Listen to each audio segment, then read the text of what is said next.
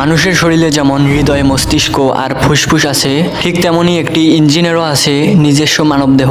আজকে জানলে অবাক হয়ে যাবেন যে ইঞ্জিনিয়াররা ইঞ্জিনের কোন কোন অঙ্গকে মানবদেহের সাথে তুলনা করে। নাম্বার 1, যেখান থেকে বিস্ফোরণ হয় সেখান থেকেই শক্তি জন্মায়, তাই পিস্টন আর কম্বাসন চেম্বারকে বলা হয় ইঞ্জিনের হৃদয়। এখান থেকেই মূল শক্তি তৈরি হয়। নাম্বার 2, যেভাবে ফুসফুস শরীরের ভিতরে অক্সিজেন ঢুকায়, ঠিক তেমনি ইনটেক সিস্টেম ইঞ্জিনের ভিতরে বায়ু ঢুকায়। বায়ু ছাড়া ইঞ্জিন 1 সেকেন্ডও চলতে পারে না। নাম্বার 3, ECU মানে ইঞ্জিন কন্ট্রোল ইউনিট। এটা নিয়ন্ত্রণ করে যে ইঞ্জিনের ভিতরে কতটা বাতাস যাবে এবং কতটা জ্বালানি লাগবে আর কখন স্পার্ক হবে। মানুষের মস্তিষ্ক যেমন নিয়ন্ত্রণ কেন্দ্র, তেমনি ECU ইঞ্জিনের সেন্ট্রাল ব্রেন। নাম্বার 4, যেভাবে রক্ত আমাদের জীবনকে বাঁচিয়ে রাখে, ঠিক তেমনি ইঞ্জিন অয়েল ইঞ্জিনের সব যন্ত্রকে ঠান্ডা রাখে এবং ঘর্ষণ কমায়। তাই অয়েল ছাড়া ইঞ্জিন এক মুহূর্তেই নষ্ট হয়ে যাবে।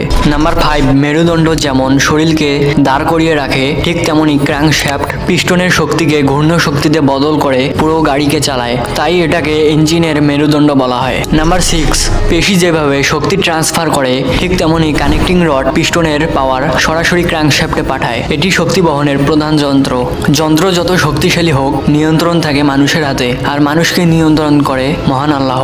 তাই জ্ঞান যেদিকেই বাড়ুক, সঠিক পথে ব্যবহার করাই আমাদের দায়িত্ব।